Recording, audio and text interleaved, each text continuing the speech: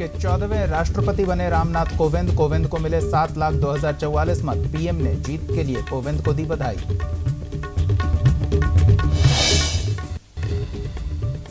रामनाथ कोविंद के राष्ट्रपति बनने पर सभी केंद्रीय मंत्रियों ने दी बधाई। कोविंद को मिले हैं 66% मत।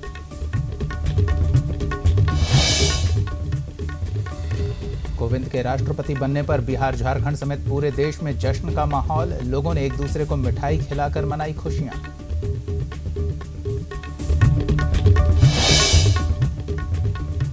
महागठबंधन में जारी है घमासान। फिर आमने सामने आरजेडी और जेडीयू। नीरज कुमार का बयान, तेजस्वी मामले पर पहले के स्टैंड पर कायम है पार्टी। चारा घोटाला मामले में सीबीआई कोर्ट में पेश हुए लालू। चारा घोटाले से जुड़े 4 केसों में हुई सुनवाई। 21 और 22 जुलाई को भी कोर्ट में होना है पेश।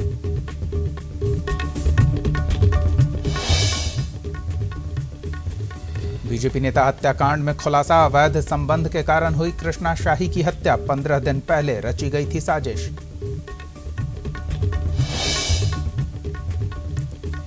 जेवीएम ने रांची के मोरहाबादी से राजभवन तक निकाला विरोध मार्च। सरकार के खिलाफ राज्यपाल को सौंपा ज्ञापन।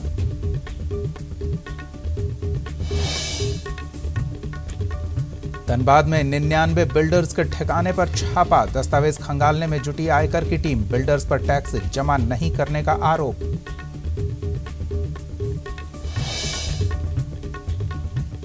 सासाराम में दर्दनाक हादसा। सड़क किनारे गाड़ी का टायर बदल रहे 3 लोगों को ट्रक ने कुचला। तीनों की मौके पर हुई मौत।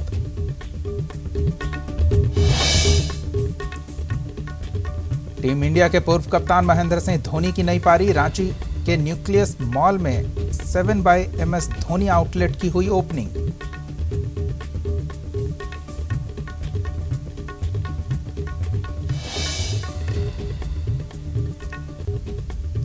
नमस्कार, आप देख रहे हैं न्यूज इंडिया और आपके साथ मैं हूं दीपक कुमार। रामनाथ कोविंद देश के 14वें राष्ट्रपति चुने गए। रामनाथ कोविंद को 7,02,044 वोट मिले, जबकि उनके विपक्ष के उम्मीदवार मीरा कुमार को 3,67,314 वोट मिले। राष्ट्रपति चुने जाने के बाद रामनाथ कोविंद ने कहा कि गरीबी से उठकर कच्चे घर में पलकर आज यहां तक पहुंचा हूं। राष्ट्रपति भवन में ऐसे गरीबों का प्रतिनिधि बनकर जा रहा हूं।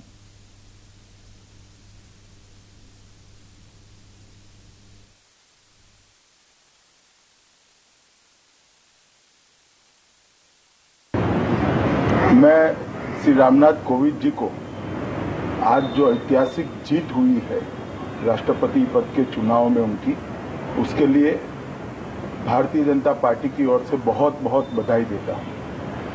आज रामनाथ जी ये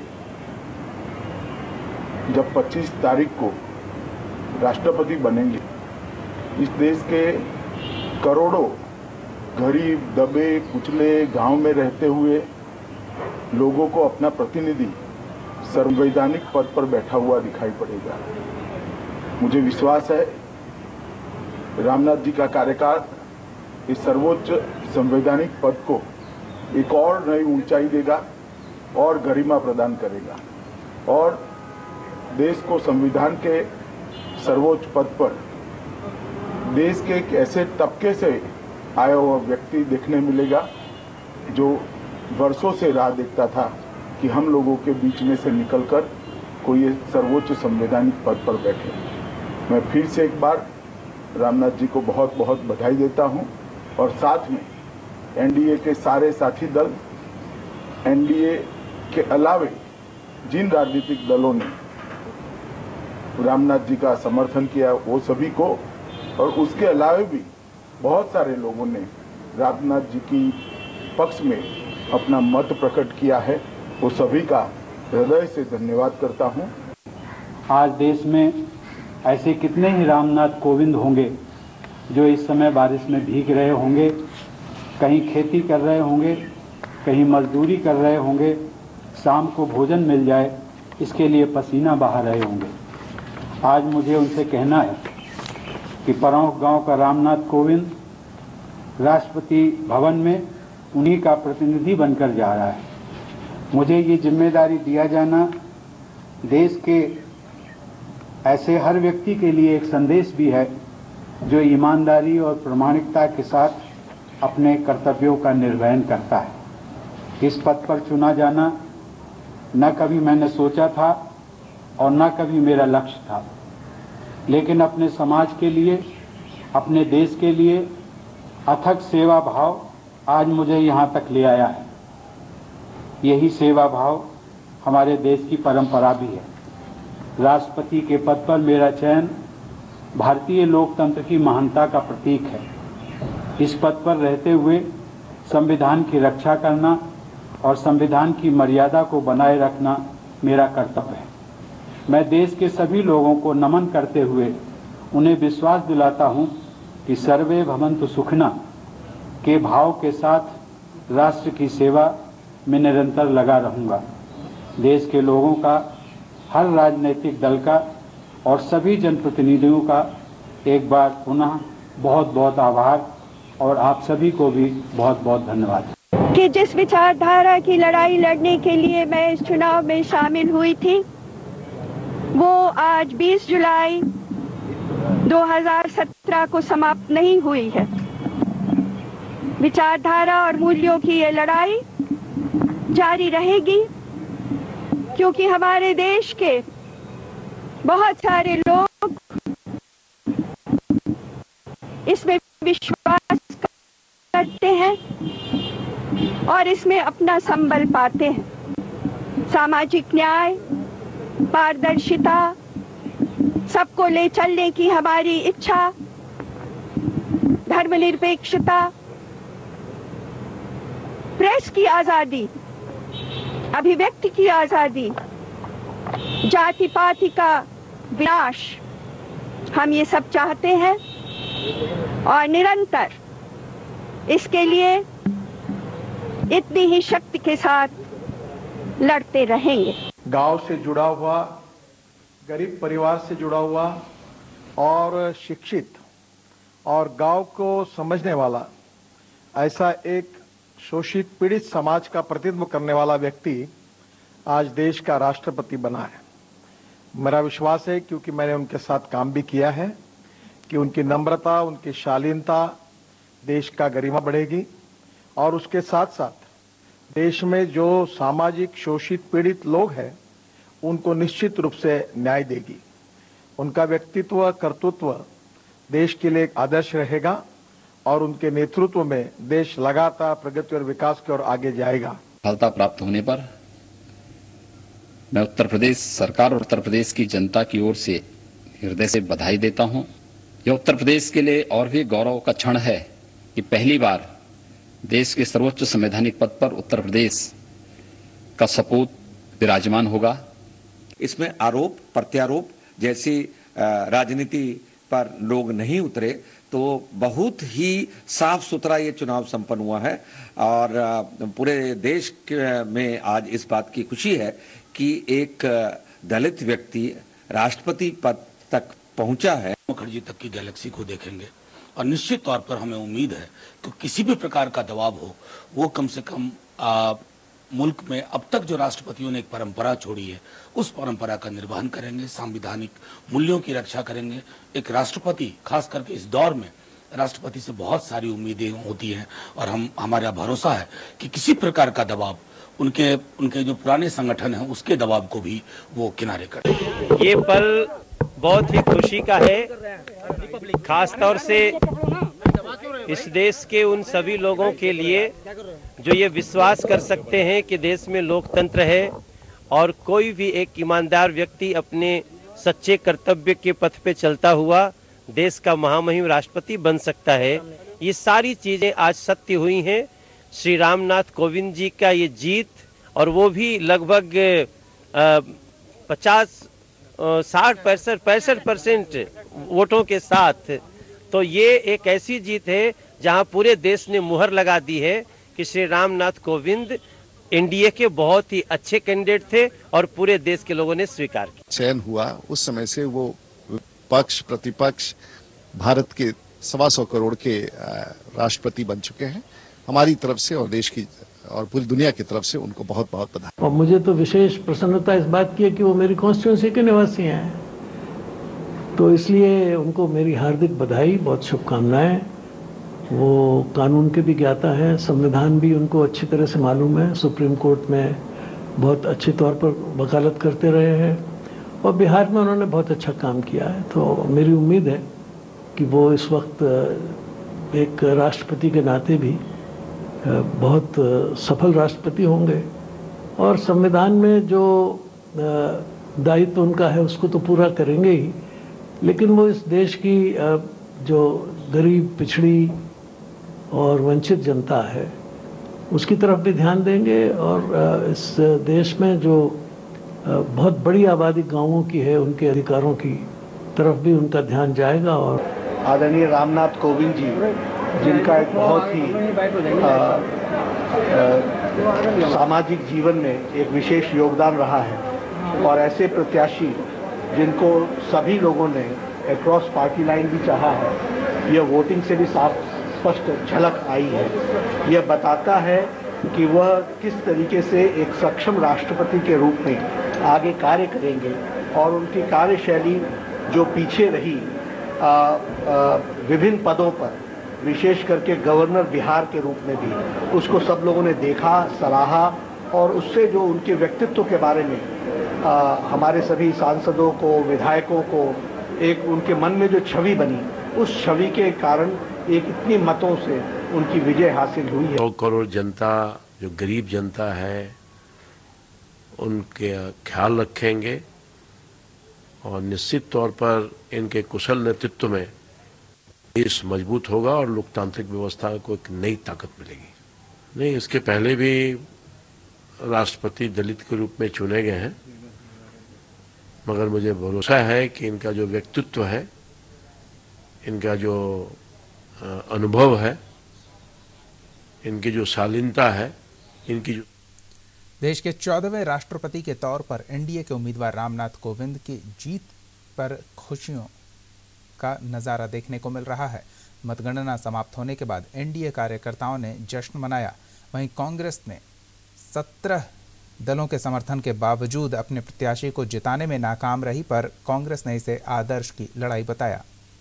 कोविंद जी हमारे नए राष्ट्रपति को हार्दिक बधाई और हम बिहारियों के लिए गर्व की बात है, क्योंकि बिहार के इसके पहले वो राज्यपाल रहे हैं और बिहार में जो उनका टेन्योर रहा है वो बड़ा ही नॉन कंट्रोवर्शियल, एक सज्जन व्यक्ति के रूप में और सरकार के साथ कामकाज करने में एक अच्छी दूरी बना के एक अच्छा वर्किंग हेल्दी वर्क रिलेशन बना के रखा गया था।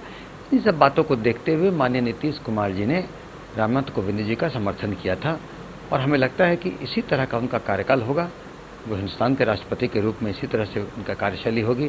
देखिए, आंकड़ों के लिए चुनाव नहीं लड़े जा रहे हैं, चुनाव लड़े जाते हैं सिद्धांतों के लेकर। जो मेरा सिद्धांत पहले से रहा है धर्मनिरपेक्षता का, उस धर्मनिरपेक्षता के बल पे हम अपना सिद्धांत पे हम चुनाव लड़े हैं। और राष्ट्रपति चुनाव में रामनाथ कोविंद की जीत को लेकर बीजेपी कार्यकर्ताओं में जश्न का माहौल है। पटना में बीजेपी प्रदेश कार्यालय में पटाखे फोड़कर जश्न मनाया गया। इस मौके पर पूर्व उप मुख्यमंत्री सुशील मोदी, बीजेपी नेता नंदकिशोर यादव और कई विधायक और कार्यकर्ता मौजूद रहे। आज खुशी की लहर है। तमाम करोड़ों भाजपा कार्यकर्ता आज अपने नेता नरेंद्र मोदी जी और अमित शाह जी को बधाई दे रहे हैं कि आज भाजपा के कार्यकर्ता को आपने सर्वोच्च पद पर बैठाकर भाजपा कार्यकर्ताओं को निश्चित रूप से होली, दिवाली और ईद एक साथ मनाने का मौका दिया है। रामनाथ कोविंद को देश का राष्ट्रपति चुने जाने के बाद रांची में भी बीजेपी कार्यकर्ताओं में उत्साह की लहर दिखी। रांची के अल्बर्ट एक्का चौक पर बीजेपी कार्यकर्ताओं ने आतिशबाजी कर जीत का जश्न मनाया और एक दूसरे को मिठाइयां खिलाई।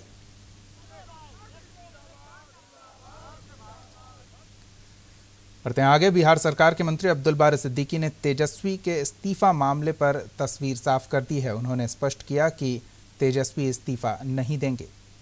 निर्णय यही है कि उनको इस्तीफा नहीं देना। ये विधायक दल का सर्वसम्मत निर्णय है कि आपको इस्तीफा नहीं देना, और अगर आपको कुछ कहना भी है तो आप विधायक दल की बैठक में आकर अपनी बात रखेंगे और विधायक दल विचार करेगा कि आपको क्या करना, किसने क्या बोला, क्या नहीं बोला। हमें चिंता यह है कि भारतीय जनता पार्टी का जो लाल टपक रहा है सरकार में आने का, और बेकरारी है कि किसी तरह से मैं हथकंडा अपनाकर, किसी को पोलाकर, किसी को चढ़ाकर यहाँ की सरकार, गठबंधन की सरकार को गिराने का इस साजिश में वो कामयाब नहीं होंगे। अब भाई किसने क्या किया, उनकी कुर्बानी के लिए जो है हम जो है अगर ऐसे कोई महान पुरुष होंगे तो उनकी तस्वीर रख के हम रोज अगरबत्ती जलाएंगे। वहीं बीजेपी ने अब्दुल बारी सिद्दीकी के बयान को लेकर नीतीश पर निशाना साधा और कहा कि 80 विधायकों वाली आरजेडी से डर गई है नीतीश की पार्टी। नीतीश कुमार जी ने अपने पर्सनैलिटी को छोटा कर लिया, वो डर गए राजद के 80 विधायकों के ताकत के कारण। और यदि सिद्दीकी जी कह रहे हैं कि वो महापुरुष नहीं है तो उसी का परिणाम है। कल तक तो महापुरुष कह रहे थे वो लोग और जवान चुप थी, इसलिए इसका परिणाम है। दरअसल नीतीश कुमार जी ने पद के लिए भ्रष्टाचार से समझौता कर लिया। वो कहा करते थे कि भ्रष्टाचार या तो मैं रहूंगा या भ्रष्टाचार। अब भ्रष्टाचार स्थापित हो गया, नीतीश कुमार का जो जीरो टॉलरेंस था वो खत्म हो गया। तो शामिल दलों को इस भावना का जरूर सम्मान करना चाहिए और हम लोगों ने इस्तीफा नहीं मांगा, हम लोगों ने समय सीमा नहीं निर्धारित की, लेकिन हमारी अपेक्षा है उन सवालों पर स्पष्ट बिंदुवार जवाब की आज भी है जो एफआईआर में बिंदु उठाए गए हैं। और मुझे लगता है ये हक है हमारी पार्टी को और इस सवाल को बार बार दोहराने से। वहीं बिहार बीजेपी नेता नितिन नवीन ने भी डिप्टी सीएम तेजस्वी यादव पर लगे आरोपों पर स्पष्टीकरण की मांग की है। कहीं न कहीं जो लालू जी ने अपने समय में अर्जित किया, गाहे बगाए अनैतिक तरीके से, उसके जमींदार बनकर बैठे हैं और कहते हैं कि मेरा मूछ और भी नहीं उस समय उगा था। 85% शेयर जिस कंपनी का आपने नाम अपने ट्रांसफर किया उस समय आपका मूछ उग गया था तेजस्वी जी, और जब मूछ नहीं उगा था तो ये अरबों की संपत्ति आप कैसे अर्जित कर रहे थे। और मैं तो पूछता हूं तेजस्वी जी से कि पिता की विरासत को, एसेट को आप लेने को तैयार हैं, लायबिलिटीज पिताजी के माथे पर छोड़ रहे हैं।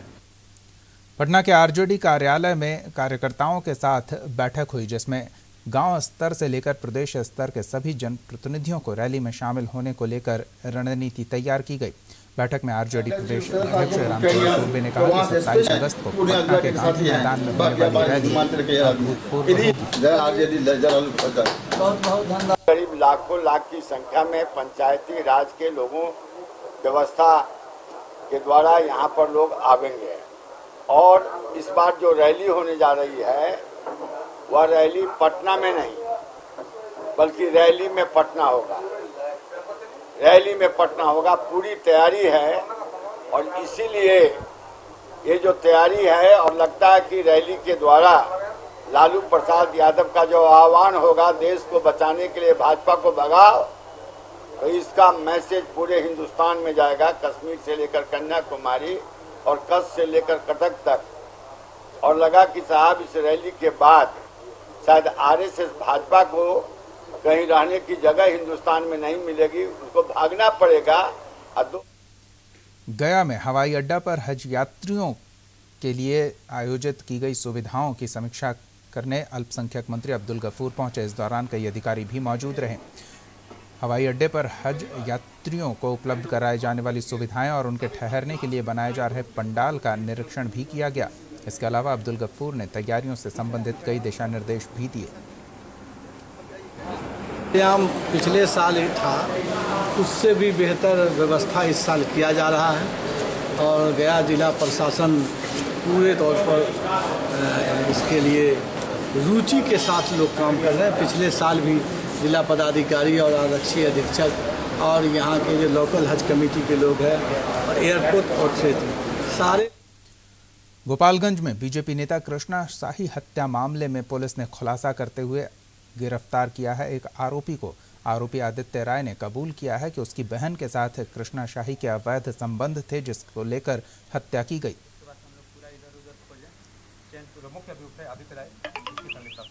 बक्सर के डीएम रमन कुमार ने समाहरणालय के सभी शाखाओं का औचक निरीक्षण किया। इस दौरान कई पदाधिकारी और कर्मी गायब मिले। निरीक्षण के बाद डीएम ने सभी शाखाओं का उपस्थिति रजिस्टर भी अपने कार्यालय कक्ष में मंगा लिया। गायब रहने वाले कर्मचारियों को सो कॉज नोटिस जारी किया गया है।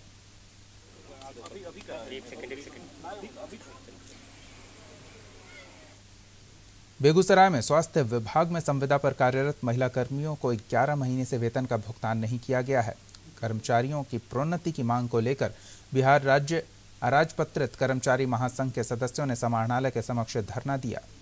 कई बार हमने शिकायत भी किया है, होने जा रही है, होगा कि नहीं होगा। जब भी बैठक की तिथि निर्धारित होती है कोई न कोई काम निकल जाता है और महीना 2 महीना उसको टाल दिया जाता है। इसके साथ साथ कार्यालय अधीक्षक प्रमोशन, प्रधान लिपिक के चिन्हित पदों पर प्रमोशन, चतुर्थ वर्ग को तृतीय वर्ग में प्रोन्नति और उसके साथ साथ हम अभी बोल रहे थे 2211 सीट्स के महिला कर्मी जो लगातार 11 महीने से अपने कामों का स्वास्थ्य विभाग में अपने कार्यों का निष्पादन करते आ रहा है, लेकिन लगातार 11 महीने से कार्य करने के बावजूद भी आज तक उनका वेतन का भुगतान नहीं हुआ है। न्यूज इंडिया के खबर का एक बार फिर असर देखने को मिला है। पिछले दिनों न्यूज इंडिया पर खबर दिखाई गई थी कैसे ग्रामीणों ने हरहा नदी पर पुल बनाया है जो काफी कमजोर है और कभी भी हादसा हो सकता है। खबर दिखाए जाने के बाद बेतिया के वाल्मीकि नगर सांसद सतीश चंद्र दुबे ने दौदा डुमरा गांव का दौरा किया और पुल का निरीक्षण किया। साथ ही वादा किया कि जल्द ही कटाव को रोकने के लिए उचित कदम उठाए जाएंगे।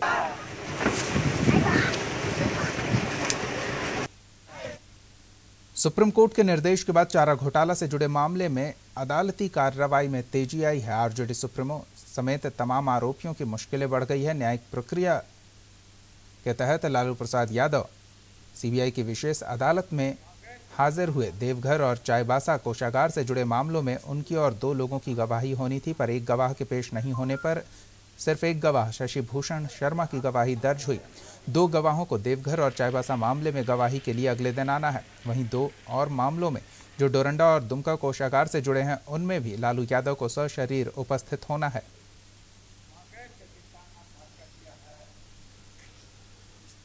झारखंड में लगातार बढ़ रही सांप्रदायिक हिंसा, आदिवासी, दलित और किसानों पर हो रहे अत्याचार के खिलाफ जेवीएम ने मोरहाबादी मैदान से राजभवन तक मार्च निकाला, जिसमें जेवीएम पार्टी के राज्य भर के कार्यकर्ता और पदाधिकारी शामिल हुए। सैकड़ों की संख्या में राजभवन पहुंचकर कार्यकर्ताओं ने सभा भी की। जेवीएम ने राज्यपाल को इस बाबत एक ज्ञापन भी सौंपा है। किसानों के ऊपर, दलितों के ऊपर, आदिवासियों के ऊपर, अल्पसंख्यक के ऊपर अत्याचार बढ़ रहा है। जहाँ एक और किसान आत्महत्या कर रहे, दूसरी ओर सरकार जोर जबरदस्ती जमीन अधिग्रहण कर रही है। किसान विरोध कर रहे हैं तो सरकार लाठियां चला रही है, गोलियां चला रही है, लोगों की हत्या कर रही है, नेताओं को जेल में डाल रहे हैं। गोला में गोली चली, वहाँ भी हमारे नेताओं को दर्जन लोगों को जेल में डाला। धनबाद में आयकर विभाग ने 99 बिल्डर के यहां छापा मारा और कागजातों की जांच पड़ताल की। विभागीय अधिकारियों के मुताबिक बिल्डर समय पर टैक्स जमा नहीं कर रहा है। इतना ही नहीं, एडवांस टैक्स का भुगतान भी नहीं किया जाता।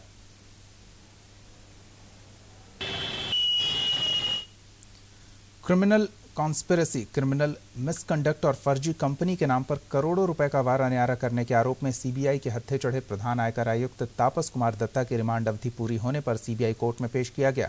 पेशी के बाद तापस दत्ता को 14 दिनों की न्यायिक हिरासत में भेज दिया गया। प्रोड्यूस किया कोर्ट में एंड कोर्ट ऑर्डर किया है फॉर जुडिशियल रिमांड। उनको रिमांड में भेज दिया। स्टैंडर्ड 14 डेज होता है, 14 डेज का रिमांड में भेजा गया है। और हम लोग की तरफ से अनुरोध था कि वो बहुत हाईली डायबिटिक है, उनकी कुछ स्पेशल दवाइयाँ हैं, उसकी प्रेस्क्रिप्शन भी हम लोग दे दिए to make this medicine available for him in jail. बस इतना ही। नगर निगम में हो रहे भ्रष्टाचार के खिलाफ राष्ट्रीय लोक समता पार्टी ने धनबाद के रणधीर वर्मा चौक पर मेयर का पुतला फूका। पुतला दहन का नेतृत्व कर रहे पार्टी नेताओं ने कहा कि झरिया अंचल में सफाई कर्मियों से फर्जी हाजिरी बनाकर पैसे का बंदरबाट किया गया है। नगर निगम में भ्रष्टाचार चरम सीमा पर व्याप्त है। नगर निगम में भ्रष्टाचार की हर प्रकाष्ठा को अधिकारी पार कर चुके हैं। साक्ष्य उपलब्ध कराने के बावजूद भी अभी तक फर्जीवाड़ा करने वाले अधिकारियों पर किसी तरह का कोई कार्रवाई नहीं किया गया है। इसी संबंध में राष्ट्रीय लोक समता पार्टी धनबाद के महापौर और टीम इंडिया के पूर्व कप्तान कैप्टन कूल माही अब क्रिकेट के बाद एक नई पारी की शुरुआत कर रहे हैं। धोनी ने रांची में न्यूक्लियस मॉल एक्सक्लूसिव आउटलेट की ओपनिंग की, जिसका नाम 7/MS धोनी रखा गया है। बता दें कि 2016 से ही 7/MS धोनी नाम का ब्रांड ऑनलाइन मिल रहा है, जिसके बाद धोनी ने अब लोगों के बीच इसे उतारा है। इस शॉप में फिटनेस श्रेणी से संबंधित सामान मिलेंगे। धोनी जल्द ही देश भर में ऐसे 275 और स्टोर खोलने की तैयारी में हैं।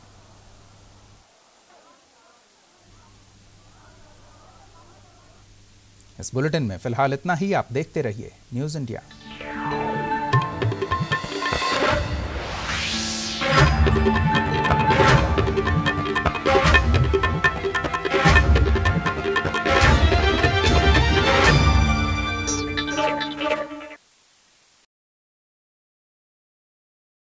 आप हमारे चैनल को YouTube पर सब्सक्राइब कर सकते हैं न्यूज़ इंडिया निम्स पर। इसके अलावा आप ट्विटर पर भी हमें न्यूज़ इंडिया 17 पर फॉलो कर सकते हैं। फेसबुक पर आप newsindia.nimsuni पर हमें लाइक कर सकते हैं।